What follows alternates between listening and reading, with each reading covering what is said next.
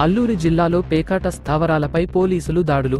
అల్లూరి సీతారామరాజు జిల్లా జికివీధి మండలం రింతాడ గ్రామంలో గ్రామ దేవత తీర్థ మహోత్సవ సందర్భంగా గత 2 రోజుల నుంచి జోరుగా కోడి పందాలు, పేకాట, చిత్తులాటలు జరుగుతున్నాయి. పోలీసులు నిషేధించినప్పటికీ జూదగాళ్లు బరితెగి ఆడుతున్నారు. గ్రామ చివర అడవిలో పేకాట స్థావరాలు ఏర్పాటు చేసుకుని లక్షల్లో బెట్టింగ్స్ చేస్తున్నారు. ద్విచక్ర వాహనాలు, సెల్ ఫోన్లు, బంగారు నగలు మొదలగు ఖరీదైన వస్తువులను పందెంలో పెడుతున్నారు.